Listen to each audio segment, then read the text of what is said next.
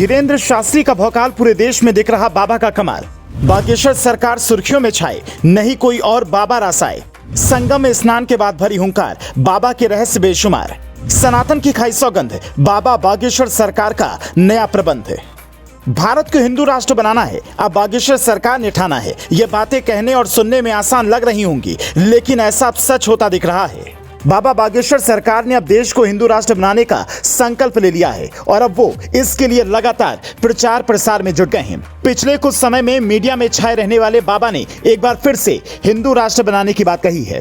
दरअसल बाबा इन दिनों सभी संतों को बागेश्वर में आने के लिए इनवाइट कर रहे हैं। इसके लिए वो कभी उत्तराखंड के संतों के पास आशीर्वाद के लिए जा रहे हैं, तो कभी यूपी के प्रयागराज। हाल ही में उन्होंने प्रयागराज जाकर संगम में स्नान किया और मां शीतला कृपा महोत्सव में शामिल हुए। उनकी अगवानी कर रहे संत उन्हें संगम की धारा की तरफ ले जाते दिखे। हर हर महादेव और हर हर गंगे के नारों से पूरा संगम क्षेत्र गूंजता रहा। इसके बाद आयोजित दरबार में उन्होंने हिंदू राष्ट्र का नारा देकर माहौल को एक अलग ही रूप दे दिया। प्रयागराज में उन्होंने ऐसा बयान दिया जिस पर विवाद खड़ा हो सकता है। उन्होंने कहा, अगर हम सब साथ हों तो भारत हिंदू राष्ट्र है। जातिवाद को छोड़कर हिंदुओं को एकजुट होने की बात कही। इतने दिन सोते रहे, हम संतों का आशीर्वाद लेने आए हैं। संतों के चरण की जिस पर कृपा होती है, निर्बल व्यक्ति भी सबल हो जाता है। इतना ही नहीं, धीरेन्द्र शास्त्री ने कहा, हम घोषणा नहीं कर रहे हैं, प्रार्थना कर रहे हैं। देश को तीन के कायर, कपटी और क्रूर मिटाने हैं। जो संतों का आशीर्वाद रखता है वो झंडा गाड़ता है। संतों से लाखों करोड़ों नहीं, पूरी दुनिया की रक्षा सुरक्षा होती है।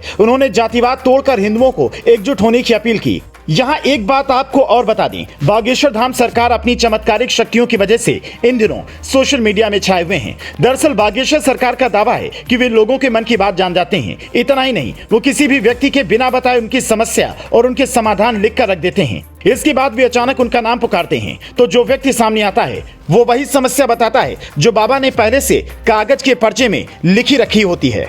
कुछ जानकारों का मानना है कि बागेश्वर धाम सरकार धीरेन्द्र कृष्ण शास्त्री की सारी शक्ति एक नारियल के पात्र में है। यही वजह है कि वे जहां भी जाते हैं नारियल के इस पात्र को अपने साथ रखते हैं। इतना ही नहीं, वे चाय और पानी पीने के लिए किसी कप या गिलास का इस्तेमाल नहीं करते। धीरेन्द्र चाय और पानी समेत किसी भी तरल पदार्थ को पीने के लिए नारियल के उस पात्र का ही इस्तेमाल करते हैं। ऐसा कहा जाता है कि नारियल का ये पात्र उनके गुरु ने उन्हें प्रसाद के रूप में दिया था। बागेश्वर बाबा के लिए आपकी राय क्या है? कॉमेंट करके जरूर बताएं और वीडियो को शेयर करना ना भूलें।